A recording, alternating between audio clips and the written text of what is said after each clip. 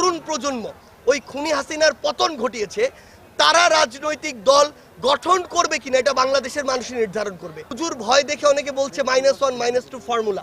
আমরা বিশ্বাস করি বর্তমান বাংলাদেশের ডিমান্ড হচ্ছে -2 না, বরং +2 ফর্মুলা। যে বাংলাদেশের এখন মানে ভূ রাজনৈতিক অবস্থানটি এমন, কিংবা বাংলাদেশের ভৌগোলিক অবস্থানটি এমন, বাংলাদেশের সামাজিক অর্থনৈতিক রাজনৈতিক প্রেক্ষাপটটি এমন, নির্দিষ্ট কোনো তন্ত্র বা তত্ত্ব দিয়ে এটিকে সীমাবদ্ধ করা এখন আর সম্ভব নয়।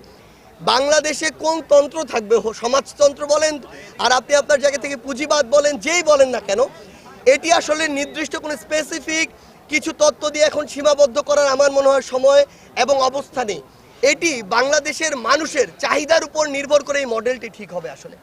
এবং আমাদের জায়গা থেকে আমরা যে জিনিসটি মনে করি, আপনার প্রশ্ন অনুযায়ী, যে বর্তমান বাংলাদেশে আপনি বলছেন জাতীয় নাগরিক কমিটি কিংবা রাজনৈতিক প্ল্যাটফর্ম কিংবা বৈষম্য বিরোধী ছাত্র আন্দোলনের কথা, আমার জায়গা থেকে আমি মনে করি যে বৈষম্য বিরোধী ছাত্র আন্দোলন তো ছাত্রদের যৌক্তিক একটি আন্দোলনের মধ্য দিয়ে শুরু হয়েছিল। তখন আমরা পুরো বাংলাদেশের ছাত্রদের সাথে কানেক্ট হওয়ার চেষ্টা করছিলাম, অনেক ক্ষেত্রে হয়েছিলামও। কিন্তু আমাদের এই আন্দোলন শেষ হয়েছে ছাত্র জনতার আন্দোলন দিয়ে। সো জনতাকে কানেক্ট করা আমাদের খুব বেশি গুরুত্বপূর্ণ, কারণ যারা আমাদের এই অভ্যুত্থানে সক্রিয় অংশগ্রহণ করেছে তাদেরকে যদি আমরা ঐক্যবদ্ধ না করতে পারি, তাহলে ফ্যাসিস্ট কিংবা ফ্যাসিস্টের দোসররা যে কোনো সময় আবার পাল্টা আঘাত করতে পারে। এই আঘাত মোকাবেলা করার জন্য, এই অভ্যুত্থানকে বাঁচিয়ে রাখার জন্য আমাদেরকে একটি প্ল্যাটফর্মে এসে ঐক্যবদ্ধ থাকা প্রয়োজন। এই জায়গা থেকে জাতীয় নাগরিক কমিটি নাগরিকদের গুছানোর যে কাজটি, সেই কাজটি পুরো বাংলাদেশ ব্যাপী করছে।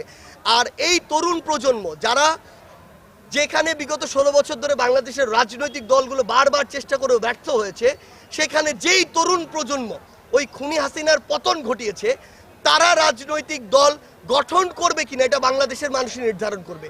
কিন্তু আমরা আমাদের জায়গা থেকে বিশ্বাস করি যে তাদের একত্রিত হয়ে একটি নতুন রাজনৈতিক দল বাংলাদেশে থাকা উচিত। কি কারণে? কারণ বাংলাদেশে আসলে এই মুহূর্তে ওই যে অনেক জুজুর ভয় দেখে অনেকে বলছে -1 -2 ফর্মুলা। আমরা বিশ্বাস করি বর্তমান বাংলাদেশের ডিমান্ড হচ্ছে -2 না, বরং +2 ফর্মুলা। যখন বাংলাদেশের প্রধান রাজনৈতিক দল দুইটার জায়গায় 4টা হবে, তখন রাজনৈতিক দলগুলোর মধ্যে মানুষের জন্য কাজ করার যে প্রতিযোগিতা সেটি বৃদ্ধি পাবে।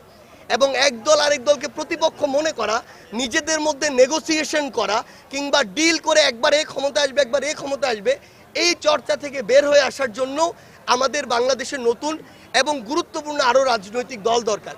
সেক্ষেত্রে বাংলাদেশের মানুষ যদি এই সমর্থনটি তাদের জায়গা থেকে জানায় যে ছাত্র জনতা ঐক্যবদ্ধভাবে একটি রাজনৈতিক দল গঠন করবে, তাহলে অবশ্যই বাংলাদেশে আবার নতুন কোনো রাজনৈতিক দল হয়তো খুব দ্রুতই দেখা যাবে।